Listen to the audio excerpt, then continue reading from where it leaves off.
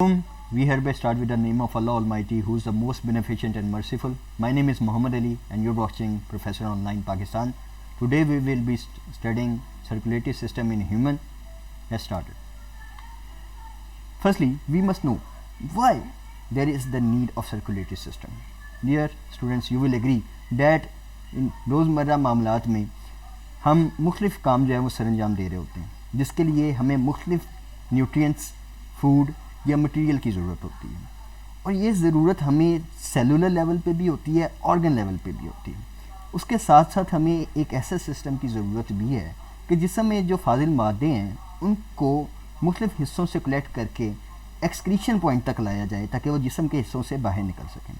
तो अल्लाह ताला ने कुदरती तौर पे हमारे जिस्म में दो सिस्टम रखे हैं.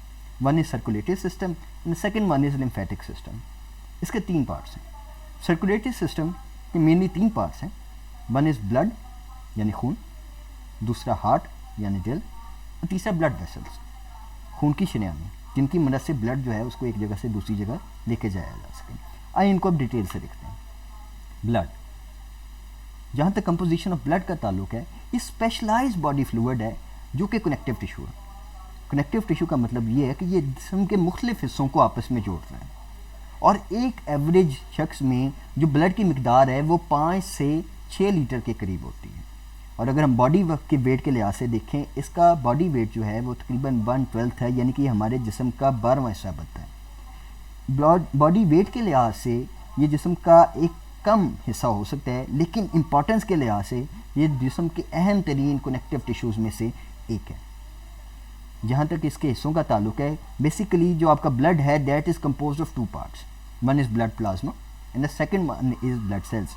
और ब्लड प्लाज्मा की जो तादाद है, मिकदार है, that is 55% of your blood, और जो ब्लड सेल्स हैं उनकी मिकदार 45% होती है.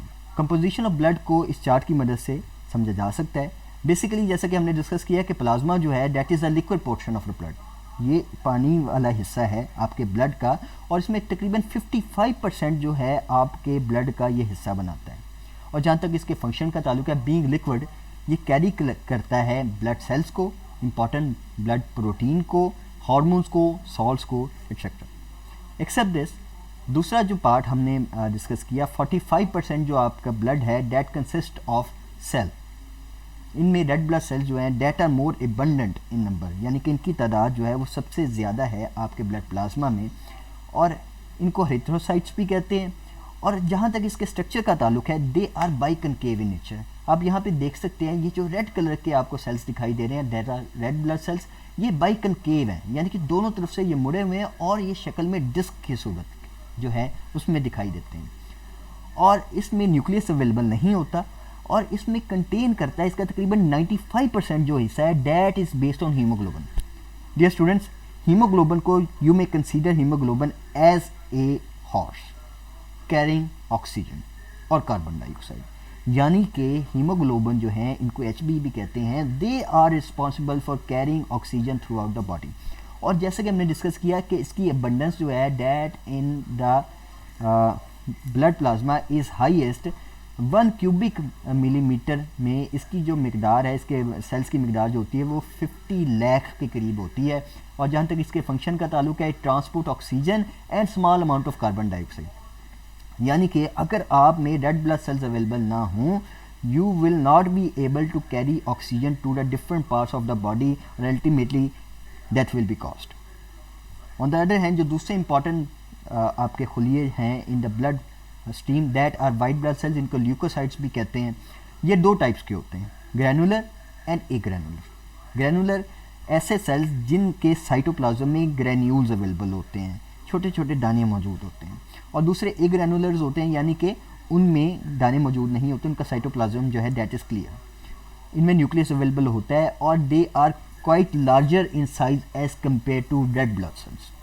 अलॉन्ग विद डैट, इनकी जो प्रेवलेंस है 1 क्यूबिक जो है मिलीमीटर में, that is 75 cells are available in 1 cubic millimeter, and as far as its function is concerned, they may be considered as the defense system of the body.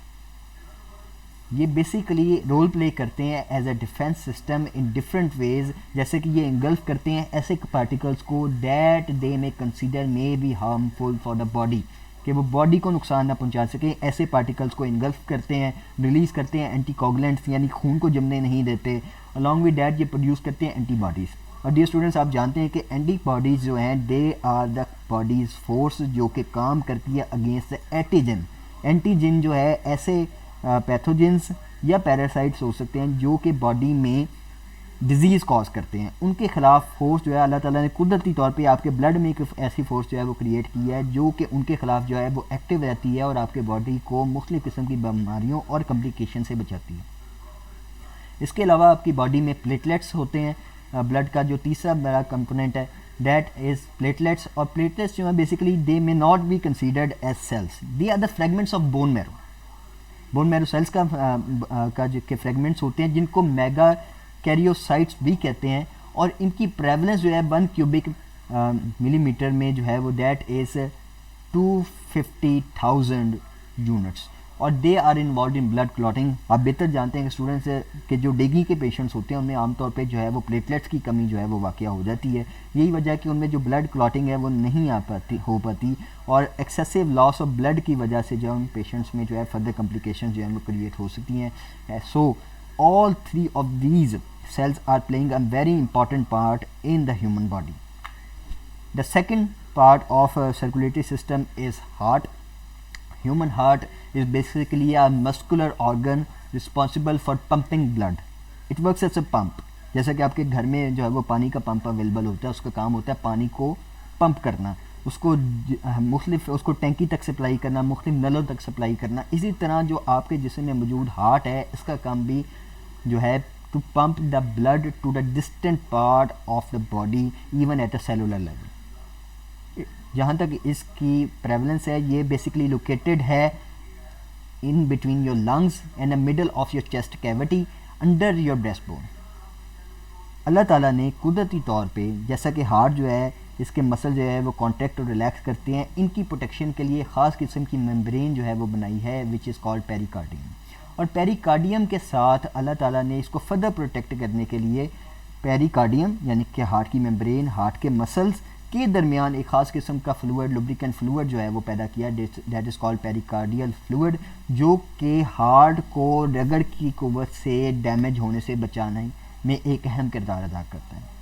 Heart के 4 chambers होते हैं। Basically आपके heart में double pump act करता है जिसको हम pulmonary circuit और सिस्टमेटिक सर्किट कहते हैं। आपके सबसे पहले जो है राइट आर्टिकल जो है डेट रिसीव्स डीऑक्सीजनेटेड ब्लड। यहाँ पे 2 किस्म के आपको ब्लड्स दिखाई दे रहे हैं वेसल्स में, एक ब्लू कलर का ब्लड दिखाई दे रहा है और एक पिंक कलर का ब्लड दिखाई दे रहा है। बेसिकली जो आपका ब्लू कलर का ब्लड है डेट रिप्रेजेंट्स दैट ब्लड जो कि डीऑक्सीजनेटेड है, वो ब्लड जो कि आपके हार्ट में रिसीव हुआ है और उसमें ऑक्सीजन की अवेलेबिलिटी नहीं है। और पिंक ब्लड जो है यहाँ पे हाईलाइट कर रहा है वो ब्लड जो कि कैरिंग ऑक्सीजन इन इट। सबसे पहले क्या होता है कि आपके राइट एट्रियम में एंटर होता है डीऑक्सीजनेटेड ब्लड जो कि आपको रिसीव होता है सुपीरियर वेना केवा और इन्फीरियर वेना केवा से 2 वेन्स हैं जो कि डीऑक्सीजनेटेड ब्लड को कलेक्ट करके लाती हैं टुवर्ड्स हार्ट। आपका वो डीऑक्सीजनेटेड ब्लड आएगा आपके राइट एट्रियम में। राइट एट्रियम से वो ब्लड जो है वो फर्दर जाता है राइट वेंट्रिकुलर में। राइट वेंट्रिकुलर से वो ब्लड जो है वो पंप किया जाता है टुवर्ड्स द लंग्स, और लंग्स से जैसे कि आप बेहतर समझते हैं कि जो लंग्स है they contain oxygen and carbon dioxide, तो वहाँ से जो ब्लड है दैट गेट्स ऑक्सीजनेटेड। जैसे ही वो ऑक्सीजन वहाँ से गैदर करता है तो वो जो ब्लड है that is further and enters back into the left atrium, यानी कि आपके हार्ट में वापस से एंटर होता है। Now this blood is oxygenated, और ये जो ऑक्सीजनेटेड ब्लड है ये एंटर होता है आपके लेफ़्ट वेंट्रिकुलर में। और लेफ़्ट वेंट्रिकुलर जो है जो कि लार्जेस्ट चैम्बर है ऑफ योर हार्ट, क्योंकि रिस्पॉन्सिबल है पंप करने का blood towards the whole body. ये पंप करेगा ब्लड को टुवर्ड्स द बॉडी, और आपका जो ब्लड है that goes to the distant locations even at the capillary level, और यहाँ से जो ब्लड है वहाँ पे वो आपके डिफ्यूजन के अमल के ज़रिए इसमें मौजूद ऑक्सीजन जो है that goes to the tissues, और वहाँ से फाजिल मादे और कार्बन डाइऑक्साइड जो है वो एंटर होती है वापस ब्लड में, और वो जो आपका डीऑक्सीजनेटेड ब्लड है वापस आता है आपके राइट एट्रियम में, और इस तरह से आपका एक साइकिल चलता रहता है। सर्कुलेटरी थर्ड पार्ट है आपके सर्कुलेटरी सिस्टम का, जो कि ब्लड को ट्रांसपोर्ट करती हैं टुवर्ड्स द बॉडी, और ये 3 इकसाम की होती हैं। Arteries which carry oxygenated blood to the body, यानी कि ये वो आर्टरीज हैं, शरियाने हैं, बड़े साइज़ की शरियाने हैं जो कि हार्ट से ब्लड को लेके जाती हैं towards different parts of the body, यानी कि उनको ऑक्सीजन सप्लाई करती हैं, उनको फूड सप्लाई करती हैं, उनको न्यूट्रिएंट सप्लाई करती हैं। Arteries are responsible for doing that. उसके बाद यहाँ से आपका ब्लड जो है वो oxygenated blood that basically goes to organs, जहाँ से ऑर्गन्स पे जब वो जाती हैं तो आपकी आर्टरीज जो है वो छोटे छोटे हिस्सों में डिवाइड होना शुरू हो जाती हैं, दे बिकम आर्ट्यूल्स में डिवाइड होती हैं। बिल्कुल इसी तरह ये जो आपकी आर्टरीज जो हैं जब वो जाती हैं टिश्यू के लेवल पे तो वो डिवाइड होके बना देती हैं capillaries, they turn into capillaries. और कैपिलरीज जो है बेसिकली वो एक बहुत बड़ा जाल होता है which are surrounded by tissues. यहाँ पे जब आपकी ऑक्सीजन पहुँचती है, आपकी ब्लड पहुँचता है, तो वहाँ पे अंडर द पोटेंशियल ग्रेडियंट आप बेहतर समझते हैं कि पोटेंशियल ग्रेडियंट के अंदर जब एक चीज़ ज़्यादा मकदार से कम मकदार की तरफ खुद ब खुद मूव करती है। इसकी मिसाल कैसे है कि अगर आप कमरे के किसी कोने में अगर आप परफ्यूम का स्प्रे कर दें तो उसकी खुशबू खुद ब खुद जिस तरह कमरे में फैल जाती है, बिल्कुल इसी तरह जब आपका ऑक्सीजनेटेड ब्लड यहाँ पे पहुँचता है तो उसमें मौजूद जो ऑक्सीजन है वो टिश्यूज़ की तरफ मूव कर जाती है खुद ब खुद अंडर द कंसनट्रेशन ग्रेडियंट, और वहाँ पे मौजूद जो फाजिल मादे और कार्बन डाइऑक्साइड होते हैं वो आपकी वेसल्स में मूव कर जाते हैं इसी तरह पोटेंशियल ग्रेडियंट के अंदर। तो पहले आपका ऑक्सीजनेटेड ब्लड जो है that was carried through arteries, वो कैपिलरीज पे आया, टिश्यूज़ में गया, और टिश्यू से आपका कार्बन डाइऑक्साइड और वेस्ट मटेरियल जो है डैट एंटर्ड इनटू कैपिलरीज। यहाँ पे जो आपकी कैपिलरीज थी डैट वर आर्टेरियल कैपिलरीज, यहाँ से वो कैपिलरीज जो है that will be converted into Venus capillaries. Venus capillaries जो है फर्दर डिवाइड होती हैं, फर्दर कन्वर्ट होती हैं इनटू वेन्यूल्स, और वेन्यूल्स जो है फर्दर कन्वर्ट होती हैं इनटू वेन्स, और वेन्स जो आपका कैरी करती हैं deoxygenated blood back to your heart. अब हम इनकी जहाँ तक आर्टरीज का ताल्लुक है ये कैरी करती हैं ब्लड को अवे फ्रॉम द हार्ट। ये थिक और इलास्टिक होती हैं, जैसा कि आप बेहतर समझती हैं कि ब्लड को जब पंप करता है हार्ट तो वो प्रेशर एग्जर्ट करता है, तो प्रेशर जब वो एग्जर्ट करता है तो based on their function and structure जो आपकी आर्टरीज होती हैं वो ज़्यादा थिक होती हैं और इलास्टिक होती हैं ताकि वो किसी भी किस्म के प्रेशर को बर्दाश्त कर सकें। और यहाँ पे ब्लड प्रेशर जो है वो हाई होता है, और इसके अलावा यहाँ पे कोई वॉल्व्स अवेलेबल नहीं होते क्योंकि बैक एंड से आपका हार्ट जो है वो खून को पंप कर रहा होता है, वो वन साइडेड फ्लो होता है। इस तरह से ब्लड आपका जो है that moves to the capillaries. Capillaries जो है जैसे कि हमने डिस्कस किया कि वो अलाउ करती हैं exchange of material between blood and tissue under the potential gradient, के वहाँ ये वन थिक जो है वो वन लेयर्ड स्ट्रक्चर होता है, इनमें कोई मसल्स नहीं होते, और यहाँ पे ब्लड प्रेशर जो होता है वो मीडियम होता है, कोई वॉल्व्स इन्वॉल्व नहीं होते। यहाँ से ब्लड को हमने डिस्कस किया कि जो आपकी कैपिलरीज हैं arterial capillaries that will be converted into venous capillary, और वेनस कैपिलरी जो हैं वो कन्वर्ट होंगी वेन्यूल्स में, और वेन्यूल्स कन्वर्ट होंगे वेन्स में। वेन्स जो है that will carry the blood towards the heart and that will be deoxygenated blood. ये थिन होती हैं और लेस इलास्टिक होती हैं एज कंपेयर टू आर्टरीज। जैसा कि आर्टरीज जो है उन पर प्रेशर एग्जर्ट करा था, हार्ट तो उनका इलास्टिक होना based on their structure that was more important, क्योंकि यहाँ पे ये डिस्टेंट फ्रॉम द हार्ट है तो यहाँ पे प्रेशर जो है दैट बिकम्स लो, तो इस वजह से ये थिन भी होती हैं।